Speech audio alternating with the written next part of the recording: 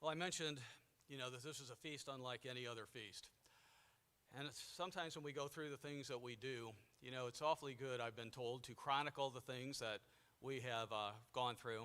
Many people over the years have said you should journal things so that you can go back and look at them later and remember what it is that God has done or what the events in your life that add up to who you are.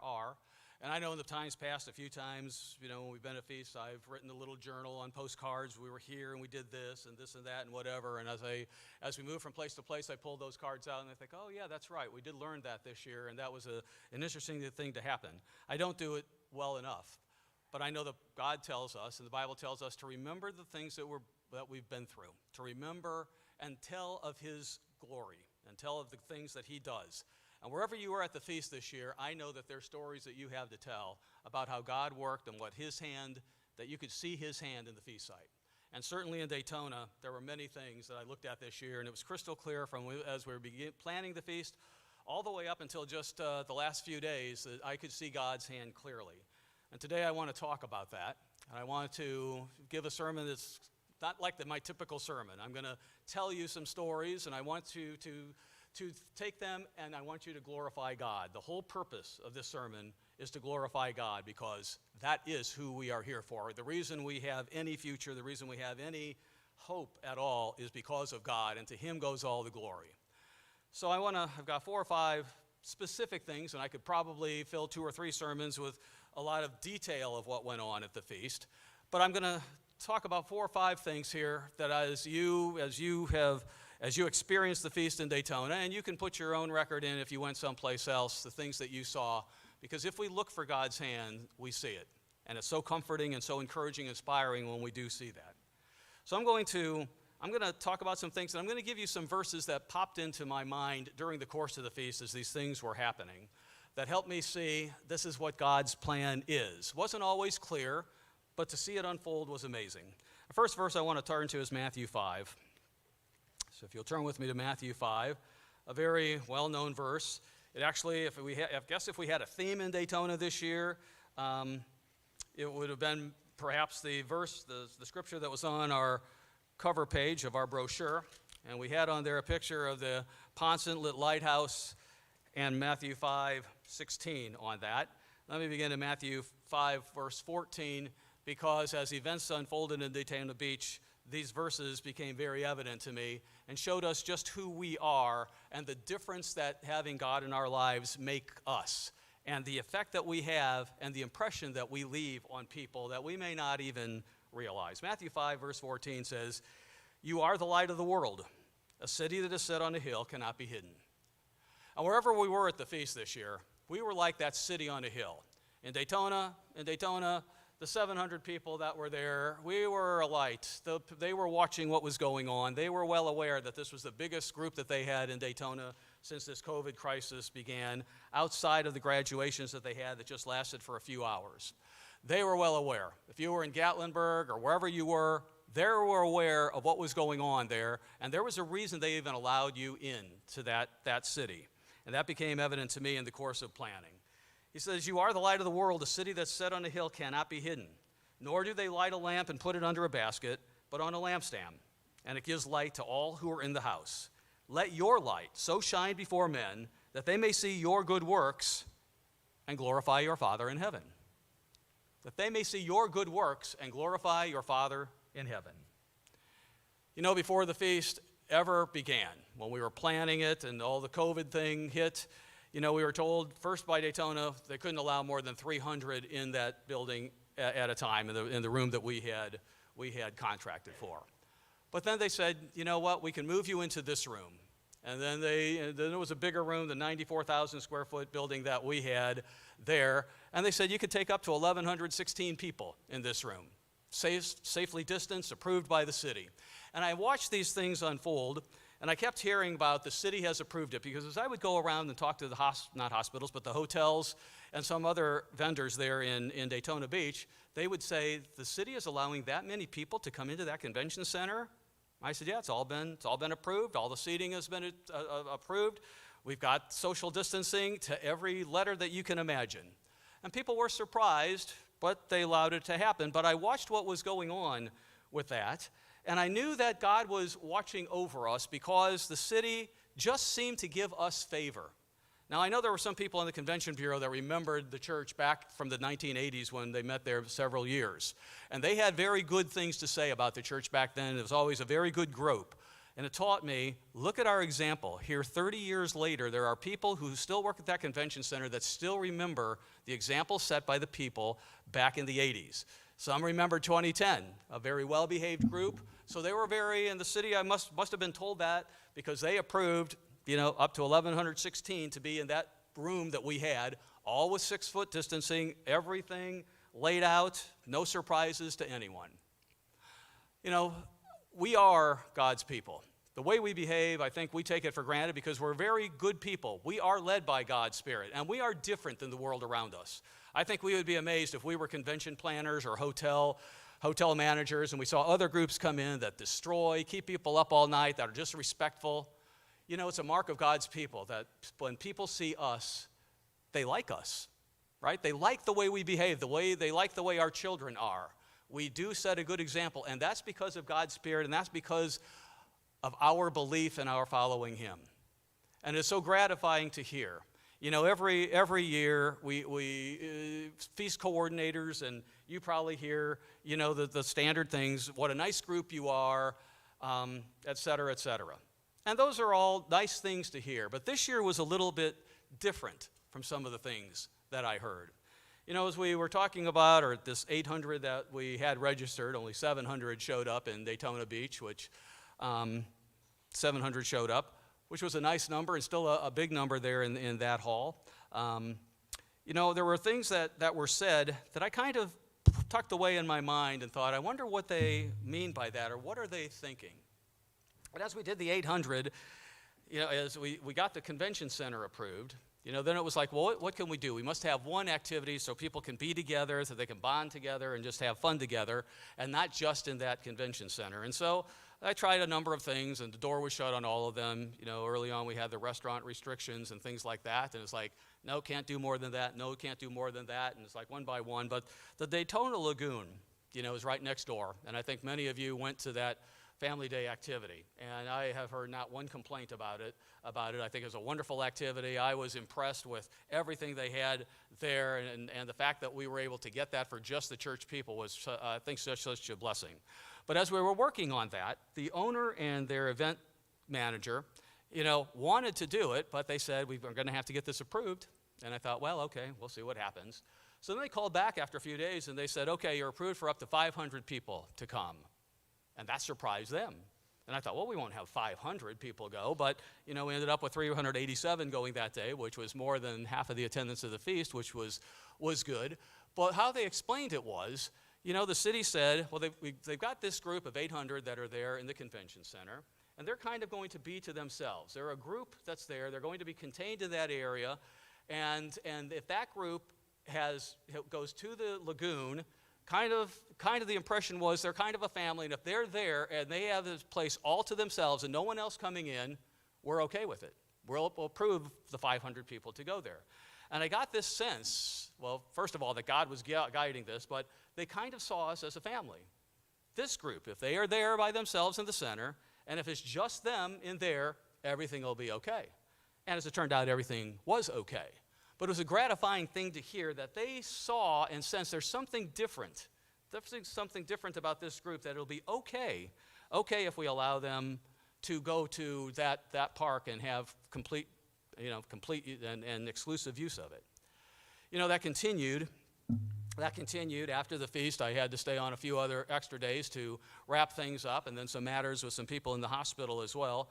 And I went back to the lagoon on Tuesday, and a lady by the name of Brittany was there. She was the one who we worked with. She was our event coordinator, if you will.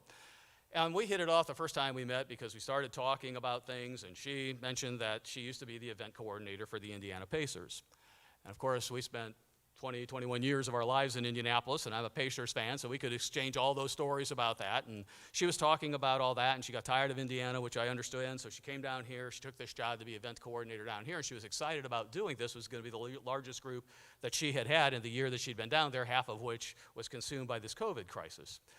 And so afterwards, I came by and we were talking, and I could tell she was sincere. She wasn't just being, the polite self. And she said, Rick, she goes, I want to tell you, your group that was there is the finest group I have ever worked with in my life. Of all the events I did with the Pacers, of everything I have ever done in coordinating events, I have never worked with a better group of people than yours. They were polite, they were kind, they didn't fight, they didn't muscle each other. She goes, it was a pleasure. And the owner was impressed as well. And she said, I sure hope you come back next year. And I said, oh, we definitely are. We definitely are. But it's gratifying to hear those things because it says what we believe and what we do does make a difference. We are examples to the world. We are lights to the world. And when they look at the other groups they have and they think, and they measure it against, what's different about these people? Well, as it says here in Matthew 5, give God the glory. He's the one. He's the reason that we are the way we are because of his Spirit and because of what he teaches us. If you turn over to 1 Peter 2, just being through some of the things and the other things that were said from the convention center as well and how they handled the early singular COVID case that we had, it gave me, I guess, new meaning, if you will, not really new meaning, but enhanced meaning of 1 Peter 2, verses 9 through 12, verses that we read often. But it made me realize who we are and that God is working with us, and that's something that should be so comforting to us. 1 Peter 2:9, you are a chosen generation, a royal priesthood, a holy nation, his own special people, that you may proclaim the praises of him who called you out of darkness into his marvelous light. Always to his glory. Always the things we do to have God be praised, to have him be honored, to have him be recognized, that when people see us, they glorify God. You once were not a people, verse 10, but are now the people of God, who had not obtained mercy, but now have obtained mercy. And then he says in verse 11, beloved, I beg you as sojourners and pilgrims, abstain from fleshly lusts which war against the soul, having your conduct honorable among the Gentiles. When you go out in the world, behave appropriately. Behave like God's people. Behave with the respect and everything that we learn and are taught. Having your conduct honorable among the Gentiles, that even when they speak against you as evildoers, and no one was speaking against us as evildoers in Daytona or any other feast site you were at, but there may become a time that they will, that they disagree with the things that we say, disagree with the precepts that we teach, and when we don't give in to the ways of the world and the ideas of the world. That's not today, but likely in the future. Having your conduct honorable among the Gentiles, that when they speak against you as evildoers, they may, by your good works, which they observe, glorify God in the day of visitation. So every time we step out, every time we go to the feast, every time we're in public, every time we're visible as a people, they will glorify God. One day they will understand why we are the way we are and why the kingdom that we picture at the Feast of Tabernacles is going to be such a tremendous, or the millennium, going to be such a tremendous time for people on earth. Well, speaking of the family day, we had an unusual occurrence, if you will, in Daytona. The first 3 days of the feast were overcast. They were very, very cloudy, and they rained every day. And it was unusual, and it appeared, looking at all the forecasts, that was going to continue throughout the entire feast. And so on Monday, I went over to the lagoon because we had the family day activity on Tuesday, just to make sure everything was in place, that we were going to be orderly when everyone came in, how it was going to work, how the tickets were going to be distributed and everything. But we talked about, the weather as well. What happened if it was going to rain? Everyone agreed to that. There wasn't one forecaster anywhere in Florida that was saying it was going to be anything other than overcast and rainy on that Tuesday as well. So we talked about that, and they said, well, their policy is if it rains, as long as there's not thunder and lightning, the show goes on. So everyone's wet anyway, so we would do that. But if it's thundering and lightning, if it was more than 30 minutes, we talked about, well, do we have to have a rain day? Do we have to reschedule it? But we never got to that conversation because it was like, well, We haven't seen any thunder or lightning. Let's just take it and leave it as it is. But we all left, and everyone assumed it was going to be overcast and rainy because that's what it was. On Tuesday morning, I woke up, and I thought my wife had turned a light on in the bedroom. So I thought, why is she turning that light on? I opened my eyes, and it was the sun. It was the sun that was shining against every forecaster's forecast anywhere in the area. And I looked out the window, and I couldn't do anything but thank God and just be in awe at the fact that for our simple little family day, a feast activity in Daytona, that he had parted the clouds and that the sun shone against, and no one expected it.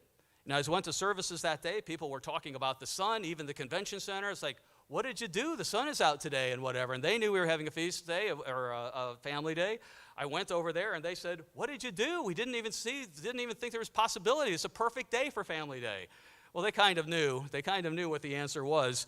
But you know, it's an opportunity to glorify God when you see these things, even in little things like that that are so, you know, when you think of everything that God's involved in, that he would be there and that he would clear the air for a family day at a feast site was comforting and warming to me, knowing that he cared that much about his people and he was showing his power. He was showing that he has command over everything. And sometimes we forget that. Sometimes we look at things and we think, oh, we can't do that. I'm afraid to do this. We can't do that. I can't go there because it's going to rain. And we listen to everyone's forecast and we listen to everyone's complaint. And we forget God is in control of everything. If it's his will, he will make it happen. And it was his will that that family day was going to be on. And I knew the family day was going to happen. I never worried about that because when I saw the doors opened, I thought, oh, this is of God. With everything that's been approved, everything that's going on, this is God's put his blessing on this, and this will happen. I'll have to say I didn't expect the sun, though. I didn't expect the sun to shine. I thought it was just going to be an overcast day. I hoped it wouldn't rain, but I never expected the sun, so it was an impressive thing to me to know that God cared much about that. But it did remind me, as I thought about the weather, of an episode back in Matthew 8 with Jesus Christ. And there was a time of weather there where his disciples were a little concerned about the weather, what it was going to be like. And he made quite a statement for them that we can remember in our lives, not just for a family day, but anything that comes our way, to remember that our God can move mountains. Our God can do things we can't even imagine. He certainly commands the weather. Matthew 8 and verse 24. Here are the disciples. They're in a boat. A great tempest comes along in verse 24, so that the boat was covered with the waves. But Christ was asleep. His disciples came to him and awoke him, saying, Lord, save us. We're perishing. But he said to them, why are you fearful, O you of little faith? Over a wind, because none of them saw anything other than this wind could tip us over. We could sink here. Why are you fearful, O you of little faith? Then he arose and rebuked the winds and the sea, and there was a great calm. So the men marveled, saying, who can this be, that even the winds and the sea obey him? Even the winds and the sea obey him. Even the sun obeys him. Even the clouds obey him when he says part and depart. God has control over everything. And all too often, we don't give him the credit. All too often, we don't think of the majesty he has and the power that he has, and give him credit and give him due for what he does for us. Back in Psalm 147,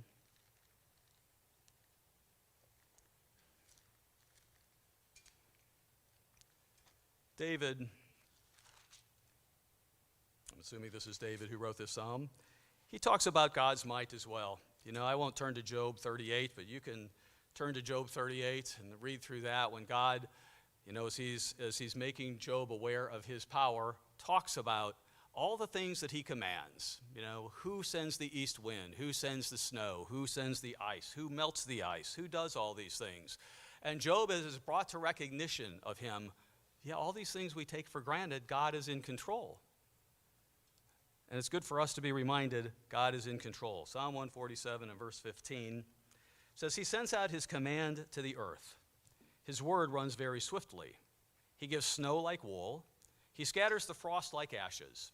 He casts out his hail like morsels. Who can stand before his cold. He sends out his word and melts them. He causes his wind to blow, and the waters flow. It's all in God's hands. And when we watch, and when we see God's hands, and when we stop back and meditate and just don't think, oh, that was just a coincidence. The more I live, the more I realize where God, there is no coincidence. He is in control of everything. The good things in life, the bad things in life, the trials that we have, even the incidents that occur in our conversation, sometimes there's a reason for them. And a little later, I'll talk about, one of those things that happened to us at the feast in a conversation that was so interesting in the aftermath of it. But God is in complete control. We saw that at Daytona this year. Maybe you saw that at whatever feast site you were in as well. Never discount. Never just overlook it and just shrug it off and say, oh, that's just, that was just coincidence, or that was a nice thing that happened. No, it was God. It was God who did that. Well, the other thing that I think that, for me, that really set the feast apart are the messages that we heard. I don't know how many of you know, but every year before the feast, the coordinators have a speakers meeting where everyone who's scheduled to speak at the feast, we get together by Zoom or another computer thing, and we talk about the messages that people are planning to give. It's a good opportunity to just kind of see that we don't have duplication of messages, opportunity for other ministers to say, oh, did you think of this verse? Did you think of this? And this might fit in well with it. And it's usually done, 3 to 4 weeks ahead of the feast, so people have time to go back and do that. And this year, as we did that speakers meeting, I haven't told Debbie when it was done, it lasted longer than normal, but I said, that was probably the most enjoyable speakers meeting I've ever been part of. The messages that people have prepared that they're planning to give are just really, really good. And what a good group of men we had working. It was just a great atmosphere in that. It always is, but this year was just a little bit different. And as I sat in the feast and listened to message after message after message, I was so impressed. And I was consistently thanking God for the way those messages were delivered because they were so good. They were so timely, they were so appropriate, they were so well presented. And unlike, and I don't say this lightly, I think it was the best, I do say it was the best feast we've ever been part of. And from the speaking and the messages that were given there, I was just so pleased with everything that went on. And I know God inspired it. And I know that he made it all possible. And we give him glory because the messages that are given are not given, by people. They're inspired by God, the good messages, and that's what we all recognize. As I was sitting there during the feast, Psalm 23 popped into my mind. Psalm 23 and verse 5. Psalm 23 verse 5 says, "You prepare a table before me in the presence of my enemies." And at Daytona this year, we might have been limited in some of the things that we could do with restaurants and things like that, but the spiritual feast was beyond compare. God prepared a beautiful, full feast for us in Daytona Beach, and I'm sure wherever you went, you experienced the same thing. The spiritual food and the spiritual provision that was made there could only have come from God because it was so satisfying. It was so rich. You prepare a table before me in the presence of my enemies. You anoint my head with oil. My cup runs over. We might not have been able to have the wall-to-wall activities that sometimes the feast is that can kind of get in the way of the meaning of the feast. But this year, the spiritual meaning of the feast, I hope for all of you, because it did for me, shone through like it had not been before. We go to the feast not just to participate in activities and go to the amusement parks and to, see the greatest sights that are out there and everything. We go to the feast to learn of God's way of life, to learn of his kingdom. Or, as he says in Deuteronomy 14, go to the feast so that you have the fear of God before your eyes. Every year we do that. The fear of God, when you see his hand at work, when you see what he does, it should give us fear, the right kind of fear, the awesomeness of who we worship, and the God we follow, and the God that has chosen us to be part of his family. He prepared quite a rich meal. for us. Back in, or forward, I guess, in Psalm 104.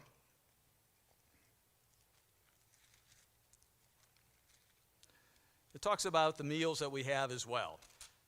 And we can see in these verses where God is talking about how he feeds the animals of the earth and takes care of them. Of course, we know he feeds us, and he has our provision at heart, our physical provision. But we also see the spiritual element of his feeding as well. Psalm 104 and verse 10 says, he sends the springs into the valleys. They flow among the hills. They give drink to every beast of the field. The wild donkeys quench their thirst. By them, the birds of the heavens have their home. They sing among the branches. He waters the hills from his upper chambers. The earth is satisfied with the fruit of your works. God makes provision for every animal. He makes provision for all of the earth. He provides what we need on a physical basis and watches over all those animals, his creation, in addition to us. He causes the grass to grow for the cattle and vegetation for the service of man, that he may bring forth food from the earth.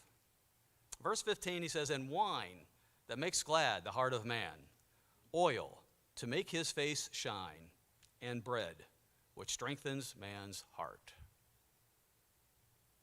You know, wine, oil, and bread, they're staples of people's diets, things that God gives us.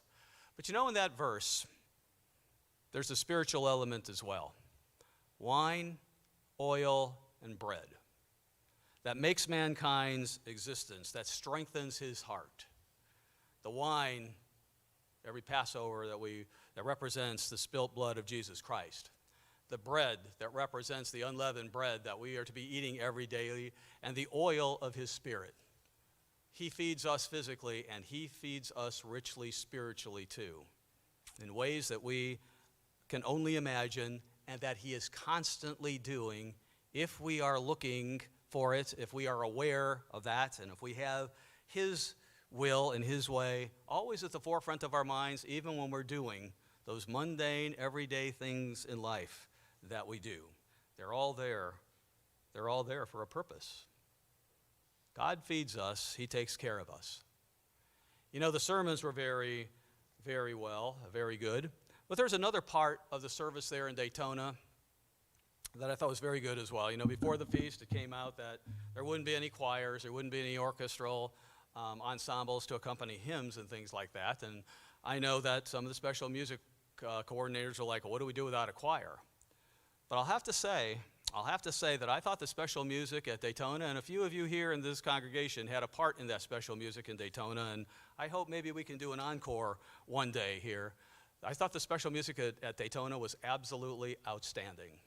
In fact, I've mentioned to the sound people when they get done with posting the sermons that we should have kind of a CD or something on there of the special music, because the choir pieces, the virtual choir pieces were good, but the solos that were sung at Daytona Beach were some of the most inspiring I've ever heard. It was just a really rich feast. It was almost like that was the dessert. That was the dessert to the very fine meal that we had. You know, whenever you look at God and his people celebrating, singing is always part of it. You know, singing is there. People rejoice. When people rejoice, they sing. You know, you can go back and you look at the songs in the Bible. Miriam, when Israel passed or came out of Egypt, they sang a song to him. Moses in Deuteronomy 32 sang a song. We read in Revelation of the songs that are being sung to God in glory to him and in praise to him. Singing is part of our life, and people sing when they glorify God. And I hope that we remember that and we appreciate the special music that's there. And the words that are in some of those songs are very, very riveting when we look at them and when we pay attention to them and take them to heart. God is so, so pleased when he hears his people singing. He is so, so pleased at the special music. He is so, so pleased when he sees the complete palette of what he's given us and his people appreciating the fine meal that he has given and that they recognize it came from him. If you will, turn back to 1 Thessalonians. 1 Thessalonians 2.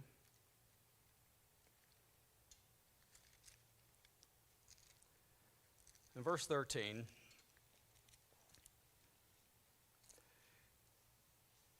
You know, it's such a blessing to be able to go to the Feast of Tabernacles. And to have, 8 days and plus the opening night, so 9 days in a row that we are in each other's presence, that we're in God's presence, and that we have a message every single one of those 9 days. It's a tremendous, tremendous blessing. And we should never, ever discount why God has us go away to the feast.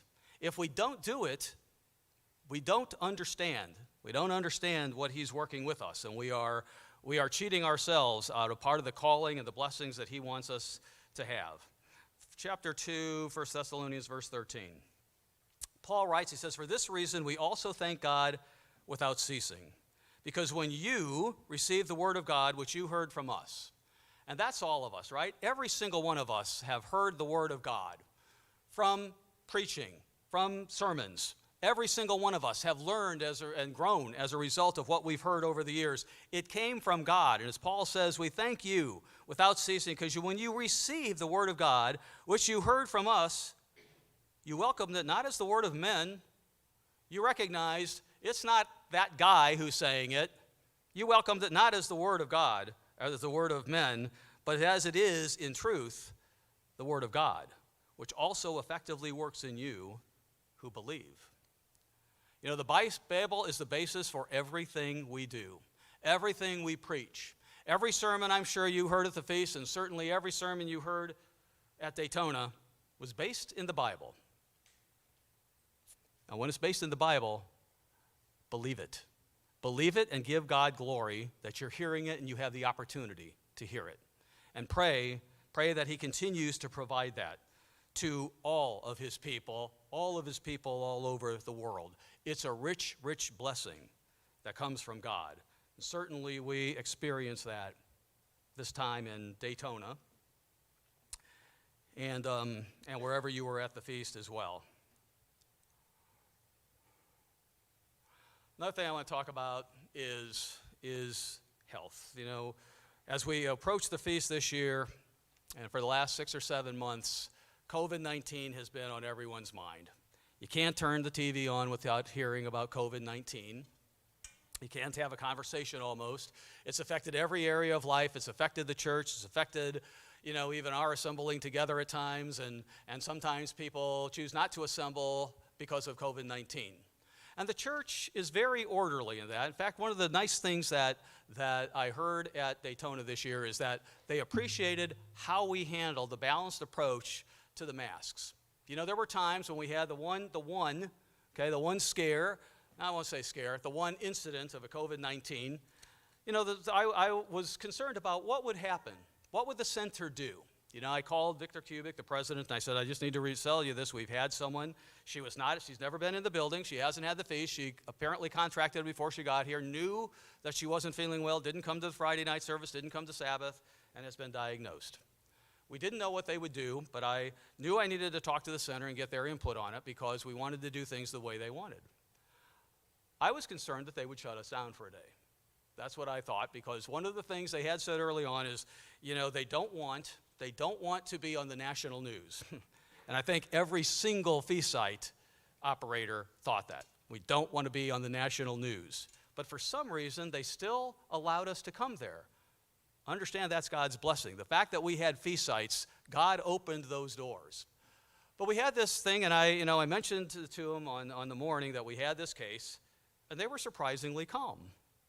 And they said, okay, has she been in the building? No, she hasn't been in the building. And I said, here's what I'm going to do. I'm going to ask the people, everyone to wear their mask, during the fellowship time and whatever. And I said, we can have them on the entire time you want. And they said, well, during the services and whatever, if they take the mask off, we're not going to worry about that, but we would like to see that happen. And then they went to the director, and he said, yeah, that's a fine plan. They seem to have a good balanced approach to everything. And so, it was like no big deal to them. And I thought, well, wow, I'm really impressed with that, because I thought there might be a little bit of panic, but I thought, well, God is giving us favor again. He's watching over this. And then we watched as God absolutely shut down that virus. Every single day I was in contact with the family that had that. Every single day I was told no temperatures, no symptoms by the other family members. Only the one who was in the hospital. She was quarantined in the hospital. They kept her there through the entire feast, and they went home as planned on the Sunday after the feast. But not one other incident until the 7th day of the feast. no breakout, no problems. People kept coming to church. I was a little disappointed that attendance dropped by 100, and I thought, have some faith, people. Have some faith, people. God is in control. This is his feast. He brought us here. Not that we do things foolishly, but we do things in order and in compliance with the world so that they see us and they glorify God by the things that we do. But not one. And I knew that it was God who stopped that virus. After the seventh day when we had the second case, not one thing occurred from that. The feast wasn't shut down, there wasn't any pandemic, and all the other things that would have indicated that might happen, I knew that God stopped that cold. As he did at the couple other places that had some COVID cases during the feast as well. We can trust in God. Satan will do whatever he can to attack the church. He'll do whatever he can to shut down services. He'll do whatever he can to keep us away from what doing God's will is. And we do have to be judicious. We do have to be cautious. We do have to be compliant and show the world that we are not rebellious people, but that we are working with what we are given and what their regulations are or suggestions. But we have trust in God. It was his feast, and it went on. And that was encouraging to me. And COVID, of course, always has that, it's going to be over everything we do, maybe for the rest of our lives. I don't know. I don't know, but, that's in God's hands, and I'm not worried about that. He's in total control. But there was something else that happened at the feast in Daytona that made COVID pale in comparison. COVID made it look like child's play. And I'll give you a story here because it's one of the things that I'll remember the rest of my life. You remember on the last day, the last day of the Feast of Tabernacles, the seventh day of Feast of Tabernacles, we had a lady named Jennifer Redlarczyk who gave special music. And she did an outstanding job. As you listened to her sing, you could tell she was singing to God, and she did a great job. Well, I had met Jennifer the day before she did the special music, and when I saw her name on the special music list, I knew who she was, because Redlarczyk is not a common name. So in my high school class, I had a Redlarczyk, and I had heard that she and her husband 30 years ago had come into the church, and we'd seen them, and her brother then came into the church. So I knew exactly where the Redlarczyks were from. They're from the same area that I grew up in northwest Indiana, where you could see names like Redlarczyk and Shabi, and people here would say, how do you pronounce that? But up there it's like, that's just kind of everyone's name is that way. You just learn how to pronounce them. So when I saw it, I was talking to her, and I said, what's your, I didn't know Jennifer. I said, what's your husband's name, Jennifer? And she said, Greg. And I said, I know him. He went to my high school. His sister was in my high school class, and she was, very happy, boom, boom, boom, boom, boom. And, of course, you have something, kind of a little bond there, if you will.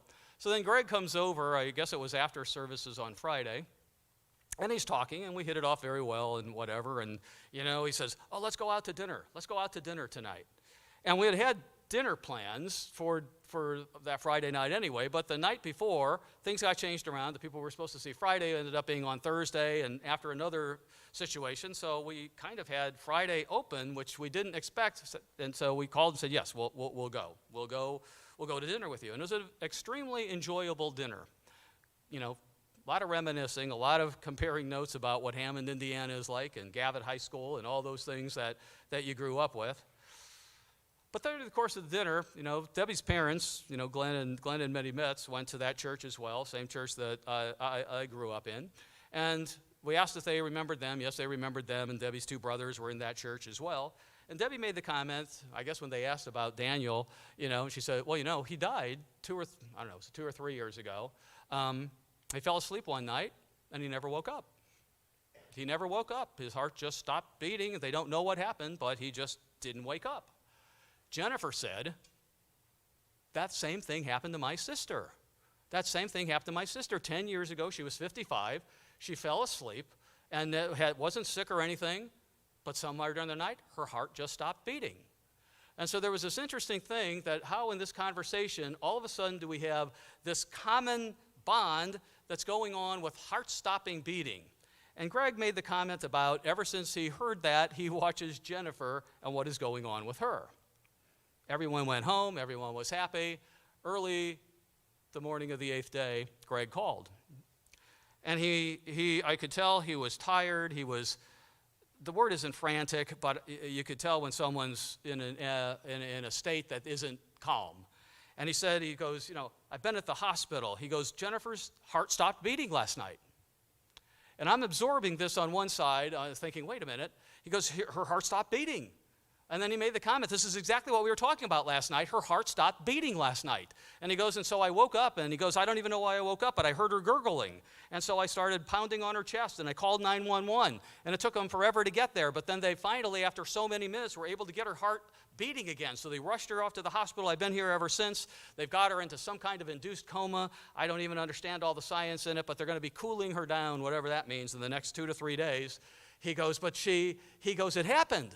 He goes, I've been worried about this. And I was like, we just talked about this last night. And I found myself asking God, why? Why would this happen? She just sang special music. We just had a fine dinner, and then she dies, or her heart stops beating in the middle of the night when we've just been talking about that? How does that happen? How does this a good end of the feast? A feast that's been so positive and so filled with your hand and your power in it. And so he went home, and I went to services, and my mind was kind of in a fog as I gave announcements that day and explaining what had happened to her and for people to pray for her. But as I listened to the sermon, there were some verses that came into my mind, and during lunch and after lunch, people would come up to me that knew them, and I kept telling them, Jennifer's not going to die. I don't believe Jennifer is going to die. That's not God's will. And I don't know why I was saying that, except that I really didn't want her to die. But I also believed that there was something in this. And there was a verse that came to mind that I'll give you in a little bit that I thought, Jennifer's not going to die. So as we watched the days go by, Greg was over there all day Sunday with her. And then Monday I had some other things planned to deal with some of the Daytona people, and the stuff from storage had to go back up to Brunswick. And I thought, Greg kept saying something's going to happen at 11 o'clock on Monday morning. Should I be there, or should I get all this other stuff done? His daughter had flown in on Sunday, I guess it was. So, she was there to support him. And I thought, I'm just going to go ahead and do what I need to do, and then I'll come back and see them that night. It'll probably be better for him to be there by himself with his daughter than me. So I went up there and did that, and I thought, he'll call me around 11 or noon. I didn't hear anything. So at 2 o'clock, I texted him, and I said, Greg, what's going on? And he said, nothing. She's just laying there. She's not coming back awake. She's no different than she was before. And so I said, well, just hold on. These things don't happen all the time. Don't lose hope. Just hold on to the belief that she's not going to die. So 3 hours later, around 5 o'clock, I talked to him, and he goes, no change. She's not coming out of the coma. And I talked to him again at 8 o'clock, and he sent me a text, and he just said, I always remember, all it said was, I am totally destroyed. I am totally destroyed. And I knew what he was feeling, because it was like, how could this happen at the Feast of Tabernacles? How could this happen after everything good? And on the very day she sings, on the very day, with all the things that were going on. And so at 10:30 that night, he calls, and he says, he's got hope in his voice. And he goes, the doctors were just here. And they said, well, I don't even understand all the science of it. Well, blah, blah, blah, blah. Tomorrow. Something about sedatives and whatever. And he goes, so there is hope. And I said, Greg, there's always hope. There's always hope. I was just hoping that they didn't tell him pull the plug, because I knew that was one of the things that was going to be on the agenda. So he was hopeful. And so I said, I'll be there in the morning. I'm going to come over to the hospital first thing in the morning. I'll be there with you. Well, it wasn't first thing. It was 9 o'clock. To me, first thing is, 7, but I knew the visiting hours weren't until 8. So at 9 o'clock, I go to the hospital, and I was surprised Greg wasn't there. So I, talked to the nurse, and I said, has her husband been here? She goes, no, he hasn't been here. He was here kind of late last night and everything. So I went in, and I looked at Jennifer, and she was just gray. She had all these tubes in her. The only thing that was going on was the ventilator breathing for her. She was just a corpse that was moving up and down with no life or anything else. But it was just I don't even know what the word would be, just a time that I just had time to talk to God. No one else in the room, just Jennifer laying there in a coma, lifeless. And it was just me and God. And I remember, just telling God, I know that you've got the power of everything. I know you can bring people back from life. I know that you can heal anything that comes our way. I know that you can do this. And I would just ask you, God, if it isn't apart from your will, give Jennifer back to her husband. Give her her life back. And it was a moving thing for me, unlike any emotions I had ever felt before. And when I was done, I went out, and there was another person, John Allen, some of you remember, was in the hospital from a stroke that he had he was discharged later that day on Tuesday. And I went and I told the nurse, I said, I have to go visit someone else in the hospital, but when Greg comes, just tell him I was here, and I'll be back in, I'll be back in a half an hour, 45 minutes. And so I went over there, saw Mr. Allen, found out he was getting discharged that day, and I came back over, and Greg was there, and I looked at the bed, and Jennifer's eyes were open. And I've never experienced anything like it in my life when I think about it, because her eyes were open. And the look on Greg's face was just incredible that this had happened. And I was watching her because, of course, the doctors prepare you, even if she does come out of the coma, you have brain damage, you have all these other things that can happen. And I watched her eyes, and whenever he would speak, her eyes would go over to him. She couldn't turn her head, but her eyes would go over to him. Then the daughter would speak, and their eyes would go over to her. And I thought, she's fully aware of those voices. She knows who those voices are. And that was encouraging to me, and I thought, she's going to be fine. She has no brain damage. So anyway, I stayed for a while. I went, did the other things. Came back on Wednesday morning. That was Tuesday? Yeah, Tuesday, Wednesday morning. And when I walked in, Jennifer was sitting up. All the color was back in her face. She was there. She was still on the ventilator machine, but she was wanting to talk. And she kept mouthing things, but she couldn't say it. And I said, Jennifer, you don't have to say anything. You don't have to say anything. We can talk later. But she was just fully engaged in everything that was going on in that room. She would turn her head. She would do this. She was aware of everything that was going on. And I thought, this woman is fine. So Greg said, later on today, well, I guess that was Wednesday. I guess it was later on that day or Thursday. I lose track of the days. They were going to take her off the ventilator. And, of course, they had prepped him for that sometimes there's problems with breathing when you take off ventilators. And there's not going to be any problem with ventilators. God's already taken care of her. He's done everything. It's ready. So they took her off with the ventilator. I wasn't there when that happened, but he called and he goes, it was just like she had always been breathing. No problems at all. She was just breathing on her own. And then when they took the tubes out, she started talking. And he said, she hasn't stopped talking since. And it was just kind of amazing to see what was going on. I stopped there last night. I went up to Jacksonville last night and stopped there on the way. And Jennifer was just as happy and bubbly as ever. And he was right. She just couldn't stop talking. She just was amazed at what had happened. She knew that God had done it. Greg had called me on, again, I might have my days mixed. I think it was Thursday night. And he said, Rick, there was a nurse that was just in here. And she said that I was here. She said, I was here the night they brought your wife in. And I looked at her condition because I've seen cases like that before, and I thought, there's no way she's going to make it. There's no way she's ever going to wake up. She goes, and I've been off since then, but seeing her today, she goes, I want you to know, this isn't anything to do with medicine. This is 100% a miracle. These things don't happen. And Greg, I think at that time it dawned on him fully, this was God. This was his hand. This was a fitting end to the Feast of Tabernacles. God can conquer everything. We know that Jesus Christ is the victor over death. We know that he can heal anything that comes our way. He can part anything that stands in our way to block our way, but it was such a fitting end to the feast. Now, Jennifer will be there, they were saying last night, probably till next Wednesday or Thursday before they discharge her, just to make sure everything is okay. But, she's perfect. She's perfectly fine. She could probably go home today if they insisted on it. But it was a powerful end to the feast to see what God had done. And our God is an awesome God, people. He is an awesome God.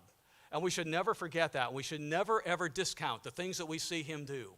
And we should give him credit, and we should give him glory, and we should tell his stories for posterity, because you and I and everyone alive today has seen the power of God.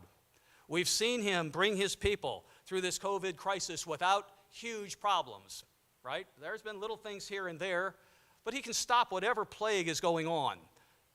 He can stop death. He can bring He can bring life from death. He can bring victory from defeat. We have to give him glory, and we have to sing of his praises. And the Feast in Daytona this year had many, many things go on it. I will never forget it because of the things that happened that I would have never even imagined I could see or feel during that time. But it was all about God and what he had orchestrated. The verse that came to my mind regarding Jennifer is in John 11. John 11 is, we were going through that, and I was trying to make sense and asking God, why? Why did this happen? How did this happen? How does her heart stop beating? On the very night we talked about that. How does that happen? And in John 11, we have the story of Lazarus, right? Lazarus, friend of Christ, brother of Mary and Martha. And he gets sick, and they call for him, but Jesus Christ does not go to heal him, and Lazarus dies. And in verse 4, Christ said of John 11, he said, this sickness is not unto death, but for the glory of God. But for the glory of God. Jennifer's sickness was not unto death. Her sickness was for the glory of God. Never forget it. I'll never forget it. We have seen God's hand, we have seen his power, and we literally owe him everything, and we should fear him in the right sense of the word because he is more powerful, more awesome than you and I give him credit for. Never, never, never discount what God does and what he can do. You know, other verses that came to mind were in John 14, 15, and 16, where Christ says three times, if you really believe, whatever you ask in my name, and of course there's always that implicit in my name, that means you have to be doing the things that God said. You have to be living in his way. You have to be truly taking on his name and not taking it in vain. Whatever you ask in my name, I will give you. This year, it was proved to me, we can take God at his word when it's his will. Because even, if it's against his will, of course we accept his will, whatever it is. But when it's in his will, and we ask in his name, he will do it. And we can hold on to that as we march forward here from the feast in 2020 into 2021 and whatever the ensuing years hold for us. These things that we learn about God and what he does for us, we should hold dear in our heart and remember, because even greater works than these he will do. I want to close in Psalm 23.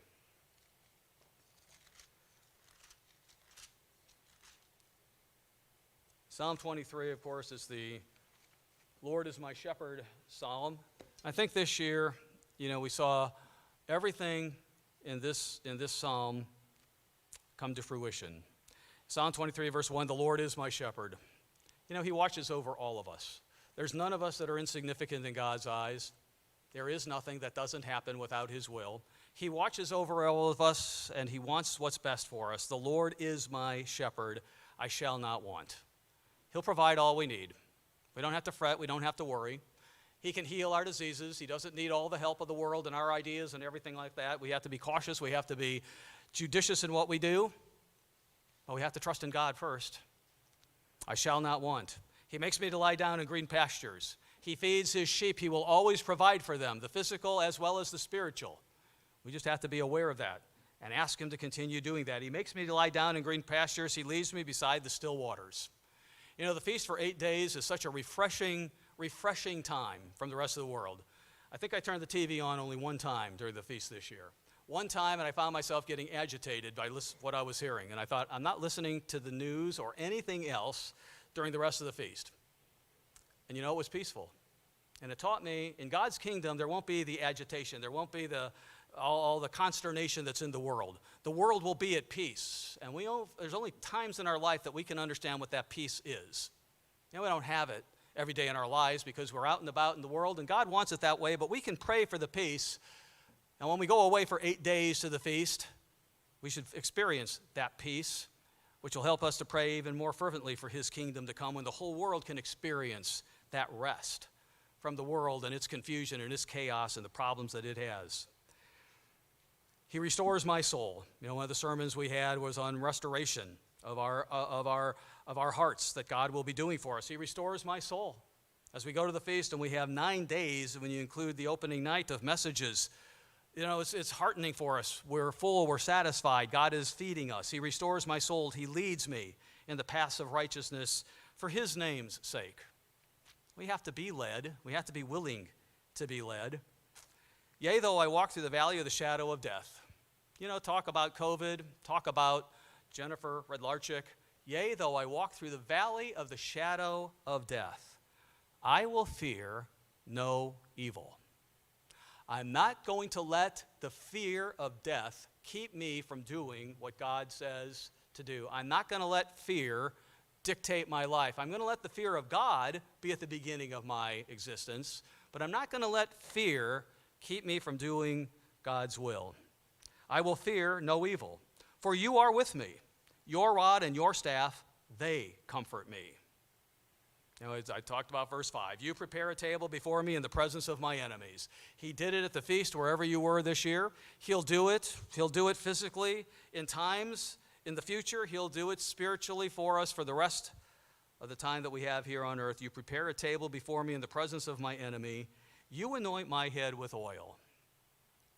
My cup runs over.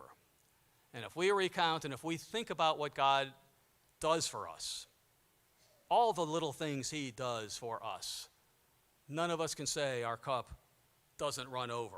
Our cup runs over. Surely goodness and mercy shall follow me all the days of my life, and I will dwell in the house of the Eternal forever. So keep the feast lessons of 2020 in mind, and always, always, always, to God be the glory.